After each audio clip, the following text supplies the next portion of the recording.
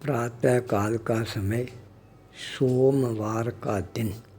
सूरत महावीर भवन का प्रांगण। आज मेरी यात्रा, मेरे अनुभव, मेरे जीवन को एक नया दिशा और दर्शन है वह प्रदान करने वाला बन जाता है। अध्यात्म यात्रा अनुभव मैंने अपने जीवन में प्रारंभ किए। बिना यात्रा के अध्यात्म का समावेश हमारे जीवन में कभी भी नहीं हो सकता है। यात्रा हमारे मन के अंदर हमेशा ही मैत्री भावों का जागरण करने वाली बन जाती है। जब हम अध्यात्म मैत्री यात्रा के साथ में अपने जीवन को आगे बढ़ाना प्रारंभ कर देते हैं, तब नए नए अनुभव हैं वो अपने आप ही हमारे जीवन में दीपा माँ तत्काल अपने लाडले के लिए काल के समय जब भैंस के दूध का दही और रोटी सामने प्रस्तुत करती है। मक्खन, रोटी, दही का नाश्ता करने के पश्चात ज्ञानी गुरु भीखण अपनी माँ का आशीर्वाद ग्रहण करके अपने कार्य के लिए सोजत की ओर अपने चरण आगे बढ़ाना प्रारंभ कर देते हैं। आगे बढ़ता हूँ। पैदल चलना था, पैदल यात्रा का आनंद है वह अपने आप में अलग ही आनंद होता है। धीरे धीरे कदम सोजत की ओर आगे बढ़ते हैं। जब कदम आगे बढ़ने प्रारंभ हो जाते हैं, फिर वो कदम रुकने का नाम नहीं लेते हैं। सोजत पहुंच जाती हैं। वहाँ पर अपना आवश्यक कार्य है संपादित करना प्रारंभ कर देते हैं। बालक भीखण के लिए माँ का जो एक कार्य है वह संपादित करना ही सबसे पहला कर्तव्य बन जाता है। कार्य सानंद संपन्न होने के पश्चात अपने कदमों को पुनः अपनी जन्मभूमि कंटालिया की ओर अग्रसर करना प्रारंभ करते हैं। सूर्य तेजी के साथ अस्तांचल की ओर बढ़ता ही जा रहा था। अंधकार धीरे धीरे अपना साम्राज्य है वह स्थापित करने के लिए लालायित बनता जा रहा था। अकेले थे।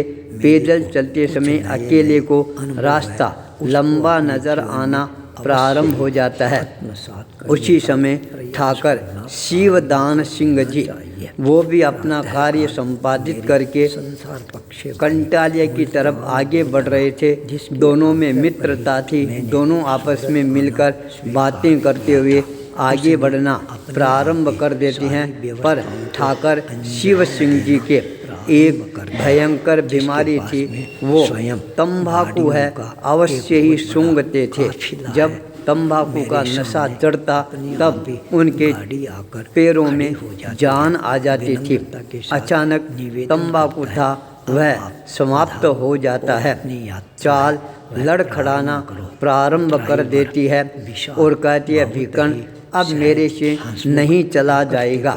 मेरी तंबाकू है वह खत्म हो गई है। भीखण ने सोचा, मैंने अपने साथी का साथ निभाया है, अब इसको जंगल में छोड़कर अकेला जाऊंगा यह भी मित्रता की निशानी नहीं है। अंधकार है वह भी घर करता जा रहा है। रास्ते में जंगली जानवरों का खतरा भी है, पर यह तंबाकू है बड़ी समस्या खड़ी कर चुकी है। अब क्या करूं? अपनी बुद्धि कौशलता का परिचय देते हुए ठाकर साहब, आप 5 मिनट यहाँ पर विराजिए, मैं जंगल में खोज करता हूँ, कहीं पर मेरे को तंबाकू मिल जाए। भीखण तंबाकू की खोज में निकल जाता है। जंगल में कहाँ तंबाकू मिलने वाली थी, पर अचानक भीखण का ध्यान है जंगल में एक घूमती हुई गाय के ऊपर केंद्रित होता है। सामने एक गाय का 3 दिनों का गोबर का किया हुआ कोठा है वह पड़ा था।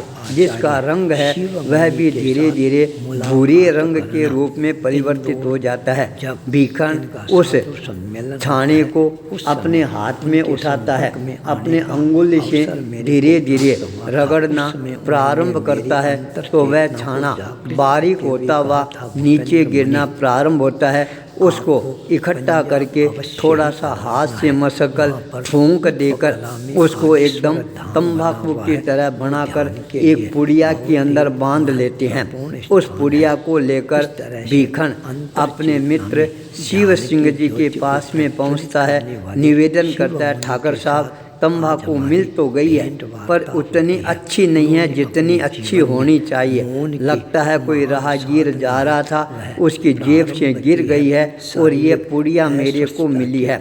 इतना कहकर भीखन ने वह हाथ आगे बढ़ा दिया। ठाकर साहब तत्काल पुड़िया को अपने हाथ में लेते हैं, खोलते हैं, चिमटी भरते हैं, सूंघते हैं और कहते हैं, वाह मित्र भीखन, तंबाकू अच्छी है, काम चल जाएगा। पैरों में नई ताकत आ जाती है, शक्ति आ जाती है, चेहरे पर रौनक आ जाती है, चाल है वह भी अपने आप तेज बननी प्रारंभ हो जाती है।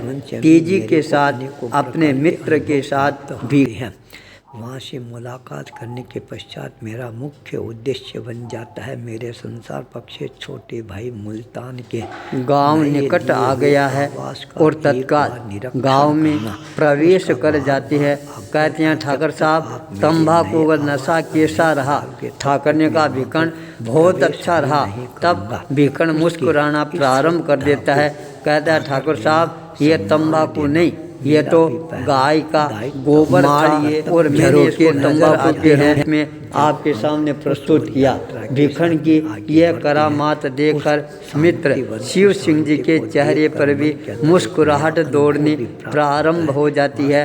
ये था भीखन के बुद्धि कौशलता का परिचय। रहने का प्रयास करना चाहिए। वहाँ निरीक्षण करने के पश्चात सूरत का सबसे अच्छा सुरम्य स्थान धूमस, जहाँ पर हमारे को जाने का अवसर प्राप्त हुआ, बहुत ही विशाल विस्तृत भूभाग देखने का अवसर मिला, जहाँ पर समंदर सायंकाल 7 बजे अपनी एक नई रोमांचकारी कहानी हमारे सामने प्रस्तुत करती है। किस तरह से उसकी लहरें हैं वो अपने आप ही ऊपर उड़ती है। समंदर के अंदर समाये हुए हीरे, पन्ने, माणक, मोती, शंख आदि अपने आप ही बीच पर आने प्रारंभ हो जाते हैं। जो भाग्यवान होते हैं उनको वो रत्न है प्राप्त भी होते हैं। आज धुमस का वह स्थान देखकर मेरा मन है वह भी सागर की तरह दीपा अपने जीवन को और ज़्यादा देदीप्यमान बनाने के लिए बच्चे को संस्कारित बनाना प्रारंभ कर देती है। वही बच्चा अपनी माता के खून के साथ में उन संस्कारों को अपने जीवनगत है करना प्रारंभ कर देता है।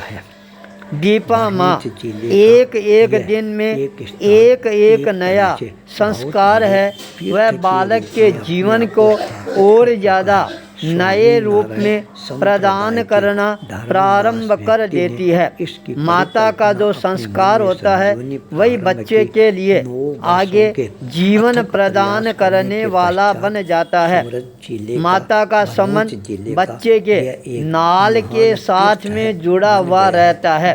नाभि कमल से जो संस्कार मिलते हैं वही बालक आगे जाकर शक्तिशाली, ताकतवर, पुण्यवान बालक के रूप में उभर कर सामने आता है। उसके व्यक्तित्व से, कर्तृत्व से, नेतृत्व से सारा परिवार है चमत्कृत हो जाता है, समाज चमत्कृत हो जाता है, परिवार, समाज, राष्ट्र के बाद गांव चमत्कृत हो जाता है। पूरा देश और विश्व है वह चमत्कृत होना प्रारंभ हो जाता है।